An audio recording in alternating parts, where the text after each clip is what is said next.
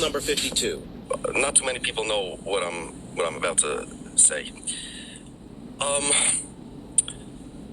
Israel is different than all other countries in the world. All countries in the world are the countries of their citizens. Meaning, America is the country of the American citizens. Italy is the country of the Italian citizens. France, the country of the French citizens. If you're here and you're not a citizen, you can have certain rights, but America is not really your country, right? Nationality and citizenship the concepts are basically the same thing, or they're a total overlay on a Venn diagram. An American means America's your country. Because you're an American citizen, you are an American national, okay? Your ethnicity is a different story. Israel is different. Israel doesn't really exist except as a legal fiction by Israeli law. This is vital for people to know.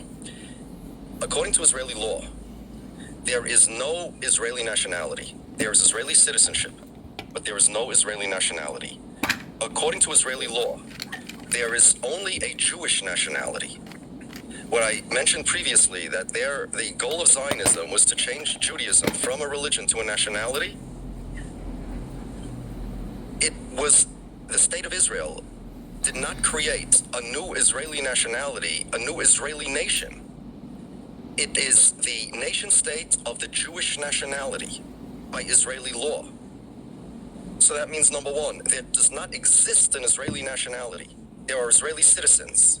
But number two, whereas Israel could have been the state of its citizens by Israeli law, the nation state law, only Jews have rights to self-determination in Israel, in the state of Israel, not because Jews are superior to non-Jews. That's a mistake.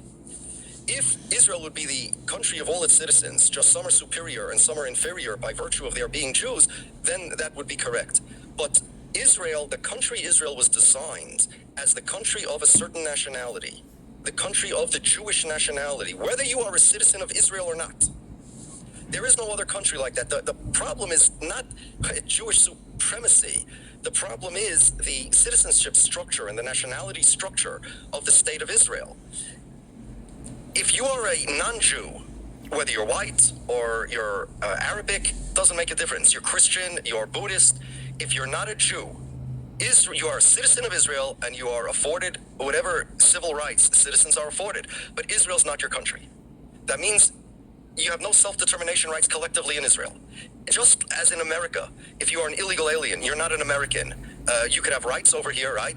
But America is not your country because America is the country of its citizens, its interests. It was created for the interests of its citizens. Israel was not created for the interests of Israeli citizens. It was created for the interests of the Jewish nationality. Israel is a doing business name. Forget the word Israel. Israel does not exist. There is no nationality Israel. Israel exists as a legal fiction. There is some country called Israel, but really, more accurately, it should be called the Jewish state, or more than that, the state of the Jewish nationality. Now, this means, as I just said, that if you are a citizen of Israel, but you are not Jewish, Israel's not your country. In the words of Netanyahu and Avigdor Lieberman, Danny Ayalon, this is how the Zionists put it. Israel is to the Jews what Japan is to the Japanese and France is to the French. And you could be a citizen of Israel, but so, for example, if the citizens of Israel who are non-Jews would one day become a majority and they would be running the country, that would be a problem. Israel would conceivably be legally allowed to take measures to make sure that never happens. Because Israel's the country of the Jews, imagine if illegal aliens in America, people who are not Americans by law, would one day take control over America. Well, we can't have that. America is the country of its citizens. You can't steal America from the Americans, although we give you rights. So too, non-Jews can't steal the Jewish state from the Jews. It belongs to the Jews. Now, whereas anybody can become naturalized an American citizen, how do you become a Jew?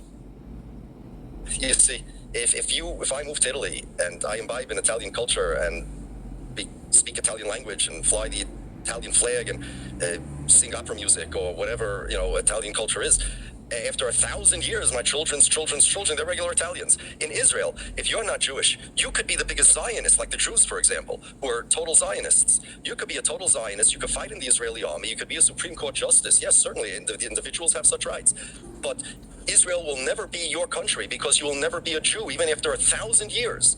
And therefore, Israel would have a right to make sure that the demographic threat, which is how they call it, of non-Jews outpopulating the Jews should never take place, which is why they don't annex Gaza and the West Bank the way America did to Mexico and it became Texas, for example.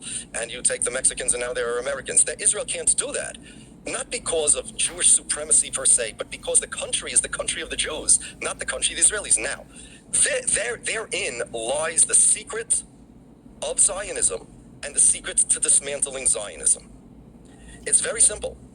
If Israel would be the country of its citizens and not the country of this nationality, which, by the way, does not exist. There's no such thing as a Jewish nationality.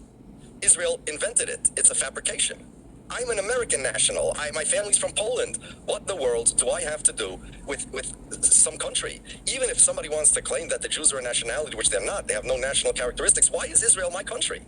See, Israel claims to be the nation state of all Jews, including Jews that don't live there. Israel has laws that give preferential treatment to Jews outside of Israel, in the sense that, in theory, if there's somebody that harms a Jew outside of Israel, they are subject to Israel's penal system, in theory. That's Israeli law. Because Israel has responsibility. Again, this is their fantasies, but this is the way their law works. They're living in a bubble. They created a delusion of a Jewish nationality, and B, Israel being the state of that nationality. Everybody else are foreigners. Even citizens are foreigners, because whereas America, if you're an American citizen, you're not a foreigner by virtue of your citizenship. In Israel, if you're not this nationality, you are a foreigner in Israel. In other words, Zionists in America don't believe in Jewish supremacy. They don't believe that Jews in America should have more rights than non-Jews in America, the way, let's say, white supremacists believe that they are inherently superior to people who are not whites, no matter what country you're living in. It has to do with your race. But these Zionists, all of this supremacy that people are showing you, only applies in Israel, which is a strange thing for a supremacist movement. In order to be naturalized into the Jewish nationality, which they don't believe being Jew is a religion, right? You need to convert, go through a religious conversion. That's the only way to become naturalized into the Jewish nationality, even though it's not a religion. It's a weird thing. And there was a Supreme Court case in Israel. Daniel Refusion. This was the opposite case. Daniel Refusion was born Jewish and he converted into Christianity. And he wanted to come to Israel based on the law of return because his nationality is Jewish. On Israel's identification cards for the registry, for the census, there's nationality, Jewish, and then there's religion as a different category. The reason it's so confusing is because Zionism never made sense. It invented a Jewish nation, number one. Number two, it's the only country in the world that claims that it is the country. It represents people who are citizens of other countries, such as myself. And Netanyahu came here to America when he spoke to Congress under Obama, and he said he represents not only the people that voted for him, but all the Jews all over the world. What kind of foreign head of state says he represents citizens of another state? There is no such thing. So they invented this Jewish nationality. They invented this type of country that's the country of the nationality, not of its citizens. And then third, the relationship between Jews and Israel is different than the relationship between regular countries and the people of those countries, whether citizens or nationals. About 20, 30 years ago, the Zionists started something that they call identity Zionism.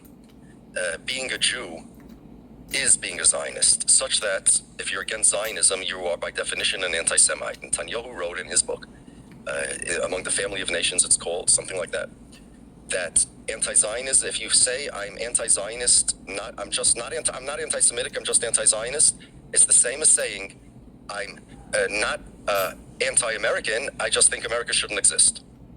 Because Israel is to the Jews what Japan is to the Japanese. What's wrong is this Zionism. It's not Jewish supremacy per se, not at all.